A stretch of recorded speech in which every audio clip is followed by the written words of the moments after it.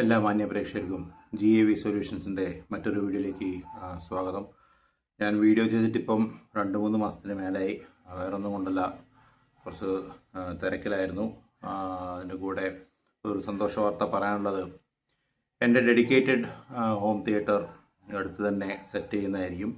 വേറൊന്നല്ല, എൻ്റെ വീടിൻ്റെ മുകളിലത്തെ നിലയിൽ ഒരു 14x18 വീതിയും നീളമുള്ള ഒരു റൂം സെറ്റ് ചെയ്തിട്ട് അതൊരു ഡെഡിക്കേറ്റഡ് ഹോം തിയേറ്റർ ആക്കാനാണ് ഞാൻ പ്ലാൻ ചെയ്യുന്നത്. അപ്പോൾ അതൊരു 3-4 മാസം കൊണ്ട് ദൈവസഹായം ഉണ്ടെങ്കിൽ തീർക്കാമെന്ന് ഞാൻ വിചാരിക്കുന്നു.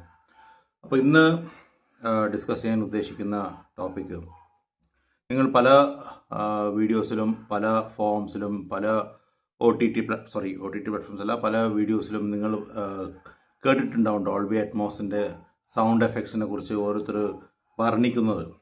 പക്ഷേ നിങ്ങൾ ഡോൾബി അറ്റ്മോസ് സെറ്റ് ചെയ്യുമ്പോൾ അത്തരത്തിലുള്ള ഒരു എക്സ്പീരിയൻസ് നിങ്ങൾക്ക് കിട്ടുന്നില്ല.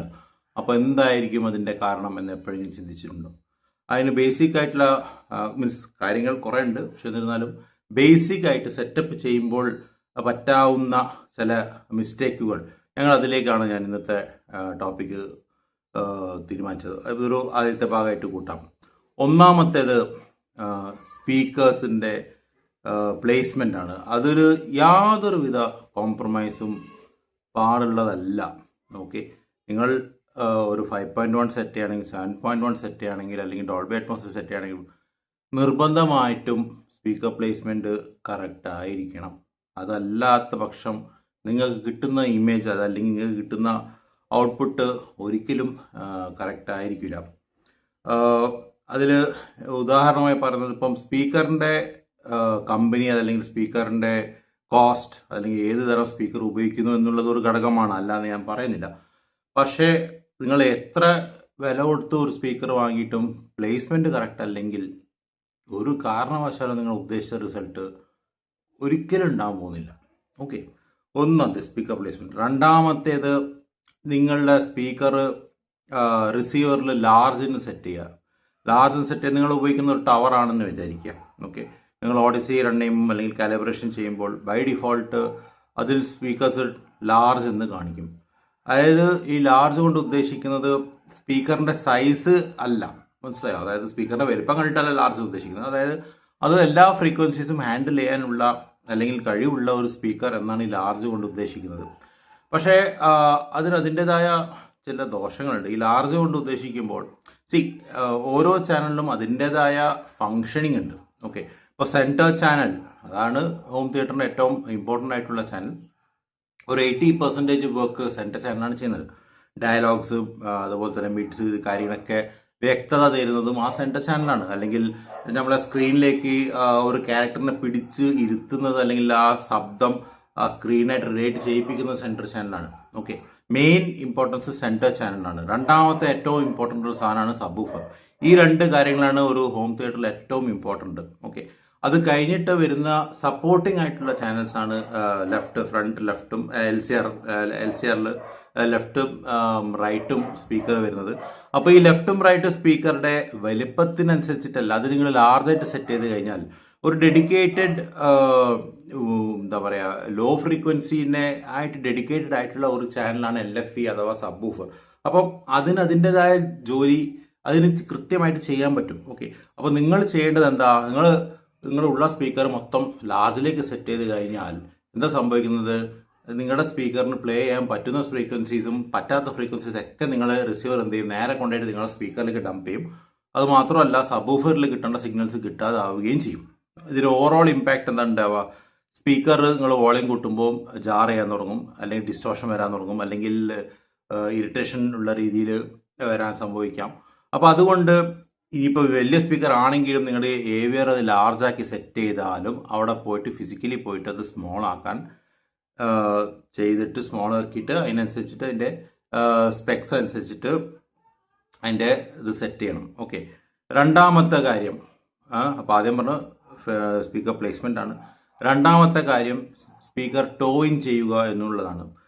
ഞങ്ങൾ ഉപയോഗിക്കുന്ന സ്പീക്കർ അതിൻ്റെ വേവ് ലെങ്ത് എന്ന് പറയുന്നത് എന്താ പറയുക, ഡയറക്റ്റായിട്ട് വേവ് ലെങ്ത് വരുന്നതാണ്, മനസ്സിലാവും. നിങ്ങൾ സ്പീക്കർ എങ്ങോട്ടേക്കാണോ എയിം ചെയ്ത് വെച്ചിരിക്കുന്നത് ആ ഭാഗത്തേക്കാണ് അതിൻ്റെ കൂടുതൽ സൗണ്ടും വരുന്നത്. ഓക്കെ, അപ്പം ഫ്രണ്ട് നിങ്ങളെ ലെഫ്റ്റും റൈറ്റും നേരെ ഈ എന്താ പറയുക കുത്തനെ നിങ്ങളുടെ ചെവിയുടെ സൈഡിൽ കൂടെ പോകുന്ന രീതിയിലാണ് വെക്കുന്നെങ്കിൽ സൗണ്ട് നിങ്ങൾ കേൾക്കും, പക്ഷേ അതിൻ്റെ ഇമ്പാക്റ്റ് കുറയും. അതുകൊണ്ട് സ്പീക്കേഴ്സ് എപ്പോഴും കുറച്ചൊരു ചെരിച്ച് വെക്കണം. അതായത് LCR വെച്ച് കഴിഞ്ഞാൽ നിങ്ങളുടെ മെയിൻ ലിസണിങ് പൊസിഷനിലേക്ക് ഒരു ട്രയാങ്കിൾ ഫോം ചെയ്യുന്ന രീതിയിൽ വേണം അത് വെക്കാം. ട്വീറ്റർ കറക്റ്റ് നിങ്ങളുടെ ചെവിയിലേക്ക് പിന്നെ എന്താ പറയുക അഡ്ജസ്റ്റ് ചെയ്ത് വെക്കണം. രണ്ടാമത്തെ കാര്യം. പിന്നെയുള്ള പ്രശ്നം വരുന്നത് പ്രോപ്പറായിട്ട് നിങ്ങൾ എന്താ പറയുക അതിൻ്റെ ക്രോസ് ഓവർ സെറ്റ് ചെയ്യാത്തുള്ള പ്രശ്നങ്ങളാണ് രണ്ടാമത് വരുന്ന ഇഷ്യൂ. എന്താണ് ഈ ക്രോസ് ഓവർ? ഒരു സ്പീക്കറിന് അതിന് പ്ലേ ചെയ്യാൻ പറ്റുന്നതിൻ്റെ ഏറ്റവും ലോവും ഏറ്റവും ഹൈ എന്ന് മറ്റും ഒരു മാർക്കിംഗ് ഉണ്ടാവും, ഇപ്പോൾ ഏത് സ്പീക്കർ ആണെങ്കിലും. അപ്പോൾ അതിൻ്റെ സ്പെക്സ് അനുസരിച്ചിട്ട് ഏറ്റവും ലോ ഇപ്പോൾ സപ്പോസ് 50 ഹേർട്സ് മുതൽ 20,000 കിലോ ഹേർട്സ് എന്നൊക്കെ അതിൽ എഴുതിയ കാണാം സ്പീക്കറിൻ്റെ സ്പെക്സ് എടുത്ത് നോക്കുകയാണെങ്കിൽ. അപ്പോൾ അതുകൊണ്ട് ഉദ്ദേശിക്കുന്നത് ഈ പെർട്ടിക്കുലർ സ്പീക്കറിന് 50 ഹേർട്സ് വരെയുള്ള താഴ്ന്ന ഫ്രീക്വൻസിയും അതൊക്കെ മേലോട്ടുള്ള ഫ്രീക്വൻസിയും പ്ലേ ചെയ്യാനുള്ള കപ്പാസിറ്റി ഉണ്ടെന്നാണ് അർത്ഥം. അപ്പോൾ 50 ഹേർട്സ് ഫ്രീക്വൻസി ഉള്ള ഒരു സ്പീക്കറിൽ നിങ്ങൾ പിന്നെ ക്രോസ് ഓവർ 20 സെറ്റ് ചെയ്ത് കഴിഞ്ഞാൽ സ്പീക്കറിന് ഡാമേജ് ഉറപ്പായിട്ടും സ്പീക്കറിന് ഡാമേജ് ഉണ്ടാവും. അപ്പോൾ എപ്പോഴും പിന്നെ സ്പെക്സിനെ കാട്ടിയും ഒരു 20 എങ്കിലും കൂട്ടി വെക്കുക. ഇപ്പം 50 പറയുന്നതെങ്കിൽ അതൊരു 70 വെക്കാനെങ്കിലും ശ്രമിക്കുക. അതിനർത്ഥം 70 സെറ്റ് ചെയ്ത് കഴിഞ്ഞാൽ ആ പെർട്ടിക്കുലർ സ്പീക്കറിന് 70 താഴെയുള്ള വരുന്ന ഏവിയറുള്ള ഫ്രീക്വൻസീസ് ഓട്ടോമാറ്റിക്കലി എങ്ങോട്ടേക്ക് പോകും? സബിലേക്ക് വരും. അപ്പോൾ എന്തായി? സ്പീക്കറിൻ്റെ മേലെയുള്ള ലോഡ് കുറയുകയും ചെയ്യും, സബിന് വർക്ക് ചെയ്യാനുള്ള ഒരു സിഗ്നൽ അവിടെ കിട്ടുകയും ചെയ്യും. അങ്ങനെ ഇതെല്ലാം കൂടി ഒരുമിച്ച് വർക്ക് ചെയ്തിട്ട് ഒരു പ്രോപ്പറായിട്ടുള്ള ഒരു കൊഹീസീവ് എക്സ്പീരിയൻസ് നിങ്ങൾക്ക് കിട്ടുകയും ചെയ്യും. അപ്പം രണ്ടാമത്തെ കാര്യം എന്തായി? ക്രോസ് ഓവറാണ്. മൂന്നാമത്തെ കാര്യം വരുന്നത് നിങ്ങളുടെ AVR-ലുള്ള സെറ്റിങ്സ് ആണ്. പല AVR-ലും ഉള്ള ഒരു സെറ്റിങ്സ് ആണ്, അതായത് കമ്പനി ബൈ ഡിഫോൾട്ട് ചെയ്ത് വെക്കുന്നതാണ്. മീൻസ് AVR-ന്റെ മേലെ അധികം ലോഡ് വരാതിരിക്കാനും ഓവർ ഹീറ്റിംഗ് ചെയ്യാതിരിക്കാനും വേണ്ടിയിട്ട് ഡൈനാമിക് കംപ്രഷൻ എന്ന് പറഞ്ഞ ഒരു സംഭവം അവരത് ചെയ്യാറുണ്ട്. ഡൈനാമിക് കംപ്രഷൻ, ഡൈനാമിസം എന്താണെന്ന് ഉദ്ദേശിച്ചത് ഒരു സൗണ്ട് ട്രാക്കിൽ എല്ലാ മീൻസ് തുടക്കം മുതൽ അവസാനം വരെ ഒരേപോലെ ആയിരിക്കില്ല റെക്കോർഡിങ്. അതിൽ വളരെ സൈലൻ്റ് ആയിട്ടുള്ള സമയങ്ങളുണ്ടാവും ആ മൂവി ട്രാക്കിൽ. അതുപോലെ തന്നെ വളരെ എക്സ്പ്ലോസീവ് ആയിട്ടുള്ള അല്ലെങ്കിൽ ശബ്ദം കൂടുതലുള്ള സന്ദർഭങ്ങളും ഉണ്ടാവും മൂവീസ്. ഓക്കെ, അപ്പോൾ അത്തരത്തിലുള്ള മൂവീസ് പ്ലേ ചെയ്യുമ്പോൾ നിങ്ങൾ ശ്രദ്ധിച്ചിട്ടുണ്ടാവും ഡയലോഗ്സ് ഒക്കെ വളരെ കുറവായി ഫീൽ ചെയ്യും. അപ്പോൾ നിങ്ങൾ വോളിയം കൂട്ടി കൊണ്ടുവരും, ഒരു പെട്ടെന്നൊരു പൊട്ടിത്തരും, പിന്നെ വോളിയം. അപ്പോൾ ഈ ഒരു സംഭവം ചെയ്യാതിരിക്കാൻ വേണ്ടിയിട്ട് ഇവരെന്ത് ചെയ്യും?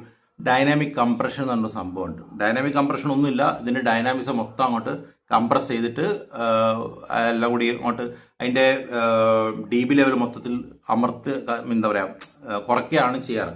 അപ്പോൾ ഡൈനാമിക് കംപ്രഷൻ ഓൺ ആണെങ്കിൽ നിങ്ങൾക്ക് ആ ഉദ്ദേശിച്ച ഔട്ട്പുട്ട് AVR-ന്ന് കിട്ടില്ല. അപ്പോൾ ഡൈനാമിക് കംപ്രഷൻ എപ്പോഴും ഓഫാക്കി വിടുക. അടുത്തതാണ് പിന്നെ എക്കോ മോഡ്.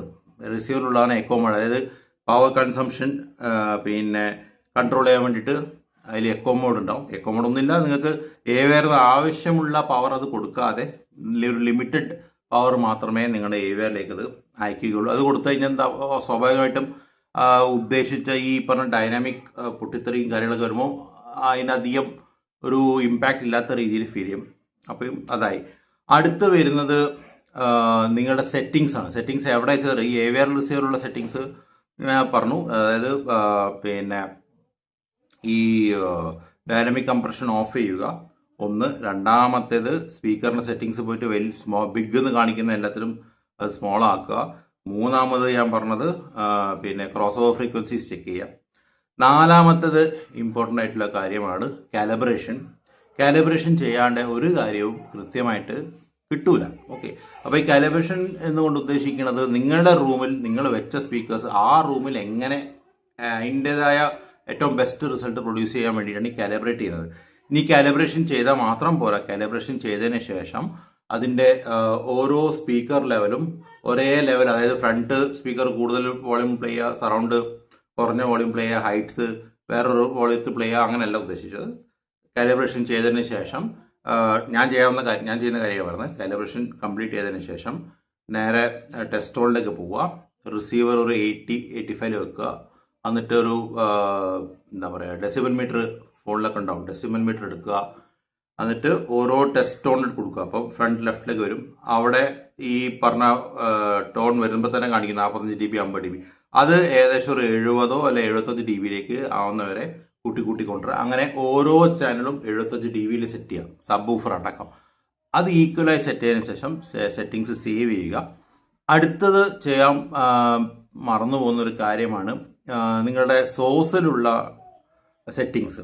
ഓക്കെ, ഈ സോഴ്സ് കൊണ്ട് ഉദ്ദേശിച്ചത് പലതും ആവാം. ബ്ലൂറേ പ്ലെയർ ആവാം, അല്ലെങ്കിൽ പ്ലേ സ്റ്റേഷൻ ആവാം, അതല്ലെങ്കിൽ ഒരു സ്ട്രീമിംഗ് ഡിവൈസ് ആവാം, ആപ്പിൾ TV ആവാം, അല്ലെങ്കിൽ ഡ്യൂണിൻ്റെ മീഡിയ പ്ലെയർ ആവാം, സിഡു ആവാം, whatever it is. ഓരോ സ്ട്രീമിംഗ് ഡിവൈസ് അല്ലെങ്കിൽ ഓരോ ഡിവൈസിനും അതിൻ്റെ ഔട്ട്പുട്ട് വ്യത്യാസം ഉണ്ടാവും. ഇപ്പോൾ ആപ്പിൾ TVയിൽ കിട്ടുന്ന ഔട്ട്പുട്ട് ബ്ലൂറേ കിട്ടിക്കോണമെന്നില്ല, ബ്ലൂറേ കിട്ടുന്ന ഔട്ട്പുട്ട് പിന്നെ മീഡിയ പ്ലെയറിൽ കിട്ടിക്കോണമെന്നില്ല. അപ്പോൾ ഓരോന്നിൻ്റെയും വോളിയം കൂട്ടി വെക്കാം. സോഴ്സ് ലെവൽ എന്ന് പറഞ്ഞ സംഭവം AVRലുണ്ട്. അവിടെ പോയിട്ട് സോഴ്സ് ലെവൽ ഒരു 6 or 7 ആക്കി വെക്കുക. അങ്ങനെ ആക്കി വെച്ചാൽ ഗുണം നിങ്ങളുടെ റിസീവിലേക്ക് കിട്ടുന്ന സിഗ്നൽ വളരെ ഹൈ ആയതുകൊണ്ട് തന്നെ വോളിയം വല്ലാണ്ട് ക്രാങ്ക് ചെയ്യേണ്ട ആവശ്യം വരുന്നില്ല. ഓക്കെ, ഒന്നത്. രണ്ടാമത്തേത് സെറ്റിങ്സിലുള്ളത് ഇതേ ഡിവൈസ് പോയിട്ട് ഔട്ട്പുട്ട് എങ്ങനെയാണെന്നുള്ളത് നോക്കുക. പൊതുവേ അതിലുള്ളത് ബിറ്റ് സ്ട്രീമും ഉണ്ടാവും, അതുപോലെ തന്നെ ഓട്ടോവും ചിലപ്പം കാണാറുണ്ട്, അല്ലെങ്കിൽ PCM എന്ന് കാണാറുണ്ട്. ഓരോ ഡിവൈസിൻ്റെ കാര്യം ഞാൻ പറഞ്ഞത്. ആപ്പിൾ TVയിലാണെങ്കിൽ അതിൽ ഞാൻ ആപ്പിൾ TVയുടെ സെറ്റിങ്സ് ഓൾറെഡി ഞാൻ വീഡിയോ ഇട്ടതാണ്, അതൊന്ന് റെഫർ ചെയ്താൽ മതി. ബാക്കിയുള്ള ഡിവൈസസ് ഇപ്പം എൻ്റെ ഡ്യൂണിലാണെങ്കിൽ അതിൽ 2 ഓപ്ഷൻ ഉള്ളത്, ബിറ്റ് സ്ട്രീമും ഉണ്ട്, PCM ഉണ്ട്. PCM കൊടുത്തു കഴിഞ്ഞാൽ സംഭവിക്കുന്നത് എന്താ വെച്ചിട്ടുണ്ടെങ്കിൽ നിങ്ങൾക്ക് നിങ്ങളുടെ ഡിവൈസിൽ നിന്ന് വരുന്ന സിഗ്നൽസിന് ഇന്റേണലി പ്രോസസ്സ് ചെയ്തിട്ടാണ് AVRലേക്ക് അയക്കുന്നത്. എന്ന് വെച്ചാൽ അതിൻ്റെ ഒറിജിനൽ കണ്ടന്റിനെ പ്രോസസ്സ് ചെയ്തതിന് ശേഷമാണ് AVRലേക്ക് പോകുന്നത്. അതുകൊണ്ട് കാര്യമായിട്ടുള്ള അല്ലെങ്കിൽ ഒറിജിനാലിറ്റി ഫീൽ ചെയ്യില്ല, ഒരു പ്രോസസ്ഡ് ആയിട്ടുള്ള സൗണ്ട് ആയിരിക്കും പുറത്തു വരാം. അത് എപ്പോഴും ബിറ്റ് സ്ട്രീമിലാക്കി വെക്കുക. ബിറ്റ് സ്ട്രീം ചെയ്യുന്നൊന്നുമില്ല, പാസ് ത്രൂ മാത്രമാണ്. പാസ് ത്രൂ കൊണ്ട് ഉദ്ദേശിച്ച് വരുന്ന സിഗ്നൽ അതേപടി എടുത്ത് റിസീവറിലേക്ക് പാസ് ചെയ്യും. റിസീവറാണ് ആ സിഗ്നൽ അനലൈസ് ചെയ്തിട്ട് അത് എന്ത് ഫോർമാറ്റാണ്, DTS ഡോൾബി ആണോ, ഡോൾബി ട്രൂ HD ആണോ, അറ്റ്മോസ് ആണോ, ഡോൾബി ഡിജിറ്റൽ പ്ലസ് ആണോ, പിന്നെ DTS HD മാസ്റ്റർ ഓഡിയോ ആണോ, DTS X ആണോ, IMAX എൻഹാൻസ്ഡ് ആണോ, ഇത് തീരുമാനിച്ചിട്ട് അതിൻ്റെ പിന്നെ കമ്പ്യൂട്ടർ ചെയ്യുന്ന പ്രോസസ്സർ ഉണ്ട് AVRനുള്ളിൽ. അത് ഏകദേശം സെക്കൻഡിൽ 50,000 കാൽക്കുലേഷൻസ് ഒക്കെ ചെയ്തിട്ടാണ് അത് തീരുമാനിക്കുക. ഇന്ന് ഇപ്പോൾ നിങ്ങളുടെ ലേ ഔട്ട് അനുസരിച്ചിട്ട് ഇപ്പോൾ 2 ഹൈറ്റ് സ്പീക്കറുകൾ അത് തീരുമാനിക്കും ഇന്ന സൗണ്ട് ഇന്ന സ്പീക്കറിലേക്ക് അയക്കുക എന്നുള്ളത്. അപ്പം നിങ്ങളുടെ ഡിവൈസ് പോയിട്ട് സെറ്റിങ്സ് കറക്റ്റ് ആക്കാൻ മറക്കരുത്. അടുത്ത കാര്യം പിന്നെ ഉള്ളത് നിങ്ങൾ ഉപയോഗിക്കുന്ന ഫയലിൻ്റെ ക്വാളിറ്റി.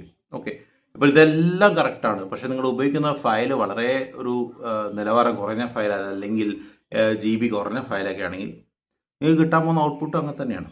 ഓക്കെ, അപ്പോൾ നെറ്റ്ഫ്ലിക്സ്, ആമസോൺ, അല്ലെങ്കിൽ Disney prime, apple TV, Z5 ഇതിനൊക്കെ കിട്ടുന്ന ഔട്ട്പുട്ട് നല്ലതാണെങ്കിൽ പോലും അതിലുള്ള ഫയൽസ് കംപ്രസ്ഡ് ആണ്.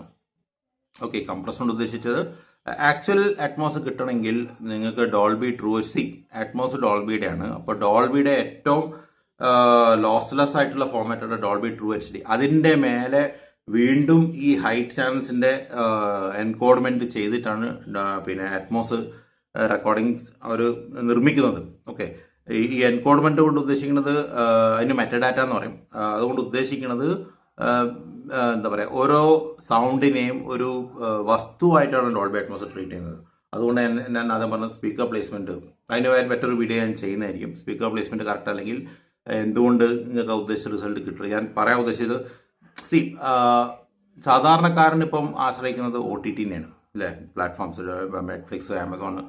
അതിന്ന് എനിക്കിവിടെ കിട്ടുന്ന എക്സ്പീരിയൻസ് നിങ്ങൾക്ക് കിട്ടുന്നുണ്ടോ, ഇതാണ് ചോദ്യം. മനസ്സിലാവുന്നുണ്ടോ? അപ്പോൾ എൻ്റെ അടുത്തും വലിയ സംഭവമായ സ്പീക്കേഴ്സൊന്നും അല്ല ഉള്ളത്. AVR 3800 നിങ്ങൾക്ക് അറിയാം, സബ് മാത്രമാണ് ഹൈ ലെവൽ. ബാക്കിയൊക്കെ സെക്കൻഡ് ഹാൻഡ് സാധനങ്ങളാണ്. 15 വർഷം പഴക്കമുള്ള 15 വർഷം പഴക്കമുള്ള കെൻവുഡിൻ്റെ സ്പീക്കേഴ്സാണ് ഞാൻ ഉപയോഗിക്കുന്നത്. ഹൈറ്റ്സിന് എൻ്റെ പഴയ ഡെനോൻ്റെ സ്പീക്കേഴ്സാണ് ഉപയോഗിക്കുന്നത്. അപ്പം ഇങ്ങനെയൊക്കെ ആണെങ്കിൽ പോലും എനിക്ക് ഇവിടെ നിന്ന് കിട്ടുന്ന എഫക്റ്റ് പറഞ്ഞറിയിക്കാൻ പറ്റുന്നില്ല, എത്ര എഫക്റ്റ് ഉണ്ട്. അപ്പോൾ അടുത്ത പ്രോഗ്രാം ഞാൻ ചെയ്യാൻ പോകുന്നത് ഓരോ പടം ഞാൻ എടുത്തിട്ട് എനിക്കിവിടെ കിട്ടുന്ന ഫീലിംഗ് എങ്ങനെയാണ്, അതല്ലെങ്കിൽ ഓരോ സീൻ വരുമ്പോൾ എനിക്കിവിടെ നിന്ന് കേട്ടിട്ട് എനിക്ക് തോന്നുന്ന അല്ലെങ്കിൽ അനുഭവപ്പെടുന്ന അറ്റ്മോസ് കണ്ടന്റ് കിട്ടുന്ന ഫീലിംഗ് ഞാൻ നിങ്ങൾക്ക് വിവരിച്ചു തരാം. നിങ്ങൾക്ക് നിങ്ങളുടെ സിസ്റ്റത്തിൽ അങ്ങനെ കിട്ടുന്നുണ്ടോ എന്ന് മാത്രം ചെക്ക് ചെയ്താൽ മതി. അത് കിട്ടുന്നില്ലെങ്കിൽ ഞാൻ ഈ വീഡിയോ പറഞ്ഞ ഏതെങ്കിലും ഒരു കാരണങ്ങൾ കൊണ്ടാവാം, അതായത് സ്പീക്കർ പ്ലേസ്മെൻറ്റും ഇഷ്യൂ ഉണ്ടാവാം, സ്പീക്കർ സെറ്റിങ്സ് തെറ്റിയത് ഉണ്ടാവാം, ക്രോസ് ഓവർ തെറ്റിയത് കൊണ്ടാവാം, പിന്നെ AVRലെ സെറ്റിങ്സ് തെറ്റിയുണ്ടാവാം, ഡിവൈസിൽ സെറ്റിങ്സ് തെറ്റിയുണ്ടാവാം, അതല്ലെങ്കിൽ സ്പീക്കർ കാലിബ്രേറ്റ് ചെയ്യാത്തതുകൊണ്ടാവാം, അല്ല സോറി മൊത്തത്തിൽ കാലിബ്രേറ്റ് ചെയ്യാത്തതുകൊണ്ടാവാം, നിങ്ങളുടെ കേബിള് മോശമായ രീതിയിലായതുകൊണ്ടാവാം, കാരണങ്ങൾ പലതും. അപ്പോൾ അടുത്ത വീഡിയോയിൽ ഞാൻ അതാണ് ചെയ്യാൻ ഉദ്ദേശിക്കുന്നത്. അപ്പോൾ ഇതാണ് ബേസിക് ആയിട്ടുള്ള കാര്യങ്ങൾ. നിങ്ങൾക്ക് എന്തുകൊണ്ട് ഒരു നല്ല ഇമ്പാക്റ്റ് ഉള്ള ഒരു എന്താ പറയുക സൗണ്ട് ക്വാളിറ്റി നിങ്ങൾക്ക് നിങ്ങളുടെ AVR കിട്ടുന്നില്ല എങ്കിൽ അതിന് കാരണങ്ങൾ ആവാൻ സാധ്യതയുള്ള കാരണങ്ങൾ, ബേസിക് ആയിട്ടുള്ള കാരണങ്ങൾ, ഇതിന് പുറമെ കാരണങ്ങൾ വേറെ പലതും ഉണ്ട്. ഓക്കെ, അപ്പോൾ വീഡിയോ എവർക്കും ഇഷ്ടപ്പെട്ടു എന്ന് ഞാൻ വിചാരിക്കുന്നു. അപ്പോൾ മറ്റൊരു വീഡിയോ കാണുന്ന ബൈ.